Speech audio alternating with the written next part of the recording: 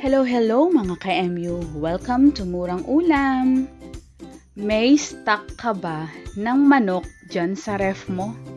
Pwes, ilabas mo na at gayahin mo itong recipe na ito na ang simple pero napakasarap. Una, mag-isa muna tayo ng bawang. Pwede rin naman unahin ninyo ang luya, nasa sa inyo naman yun.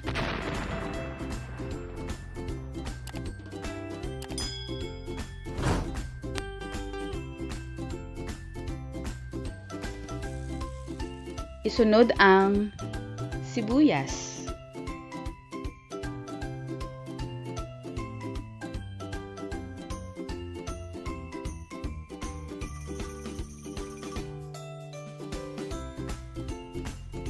Then, ang luya.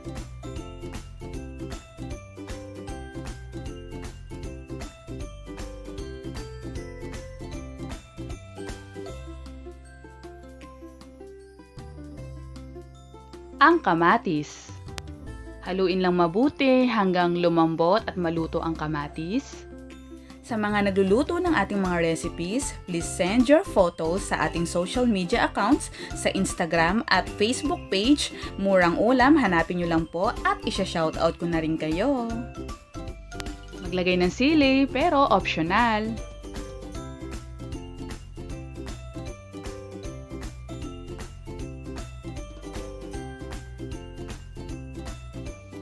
Ilagay ang manok.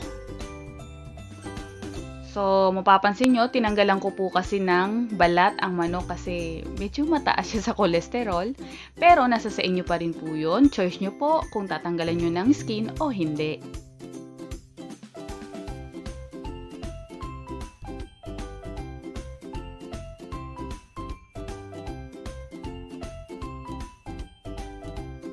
Maglagay ng konting paminta. Haluin natin hanggang makita natin na nag-change na ng color ang chicken.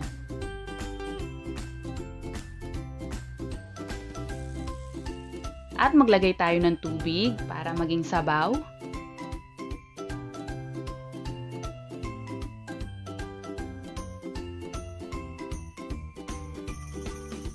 Timplahan natin ng patis o kaya asin, depende sa ginagamit ninyo.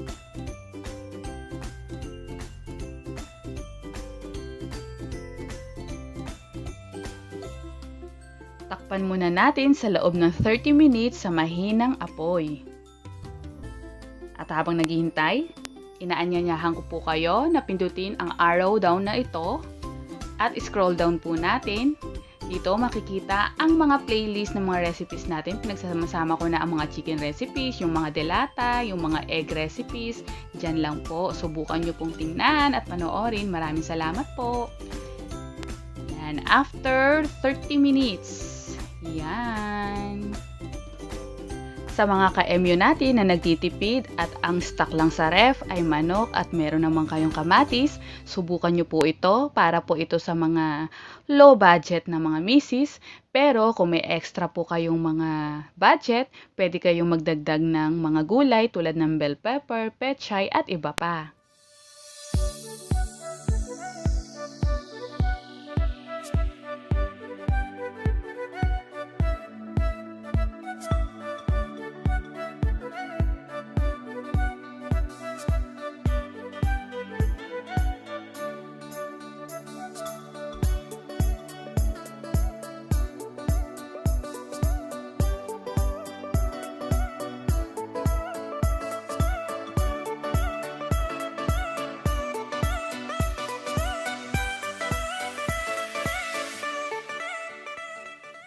Shout out to Ma'am Ayla Eronico Lucero. So, niluto na niya ang ginisang kalabasa with sitaw.